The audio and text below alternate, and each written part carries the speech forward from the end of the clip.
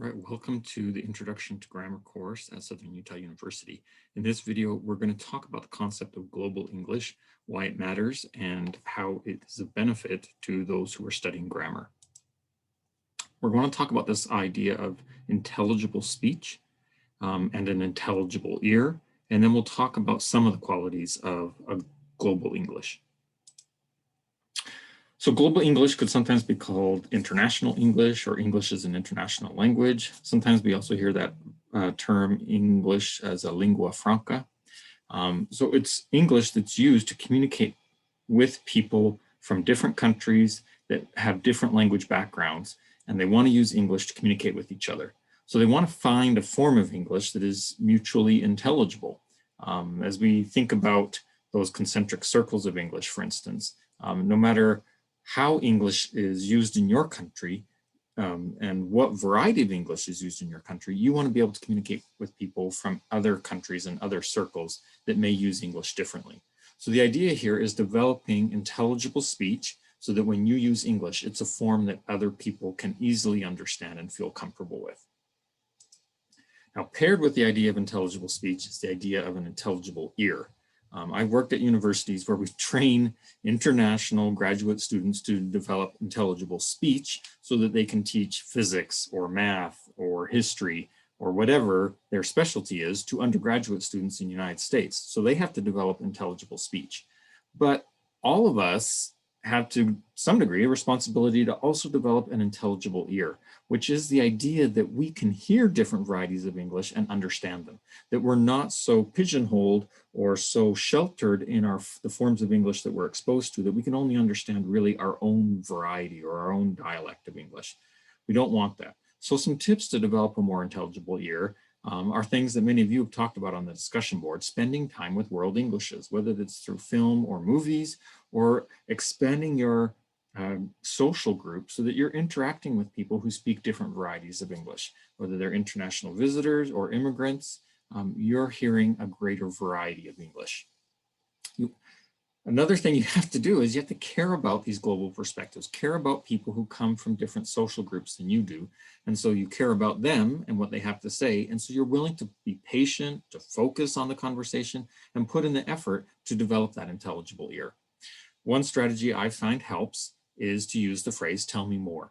Sometimes when we interact with someone who speaks another variety of English, we just don't understand what they're saying. There could be a pronunciation or vocabulary error, maybe grammatical construction we're not familiar with. This is even happening with people from England. I remember talking to someone with England, we were setting up the time, and they were using a different grammatical construction for talking about time than we do in North America. So when you encounter these situations, rather than say, "can you repeat that?" which may lead to you still not understanding and having to repeat it again, you could just say, "tell me more." And "tell me more" invites the person to elaborate. Use other words, sometimes we call this circumlocution, use other words to explain their ideas and give more details. And then usually that will help give you enough context that you could understand maybe the one word or phrase that you are having difficulty understanding.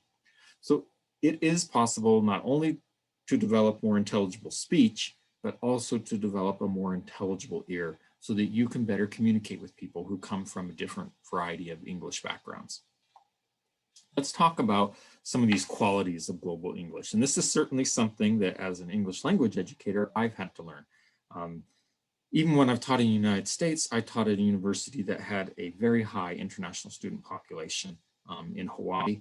More than 50% of the students come from other countries, and many of them speak a different variety of English or are second language learners of English. And so we learned on that campus, one, we don't teach English as a second language, we teach English as an international language because we don't view the American language as, or standard American as the standard that our students need to learn. Instead, they just need to learn this more global kind of English. So some of the things that we work on is making sure that our pronunciation is clear, speaking words more clearly, using less of the mumbling, or sometimes in English, we drop syllables, we squish words together. The linking, these are natural processes in English, but they make English more difficult to understand. So using more clear pronunciation can help. Using high frequency words instead of more rare words. Doesn't mean you can't be poetic and interesting with your speech, but if you're going to use phrases or words that are less common, you might need to provide more context or even just define them for your listeners.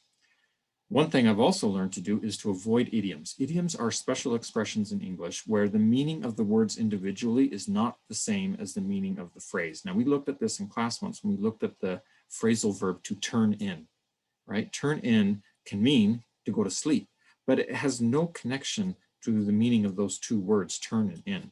So good English users often avoid idioms and cultural references.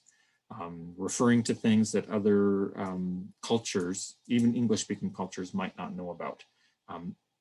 As an example, I remember when I was teaching in Hawaii, I'm usually so good at avoiding idioms, but I got a call from my wife during one of my classes that her water had broke and it was time to take her to the hospital for one of our children to be born.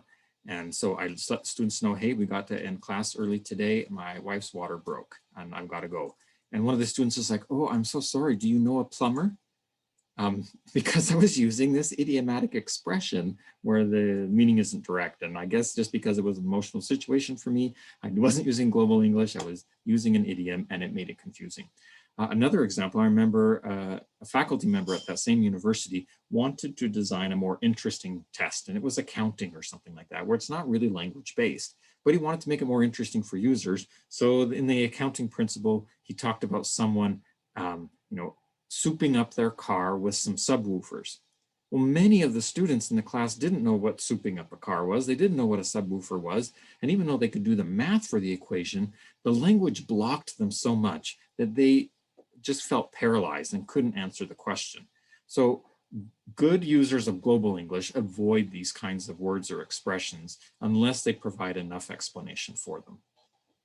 So we've talked about developing more intelligible speech. We've talked about developing more intelligible ear, and we've talked about the qualities of global English that uses maybe more simplified or high frequency grammar, clearer pronunciation, and more accessible vocabulary.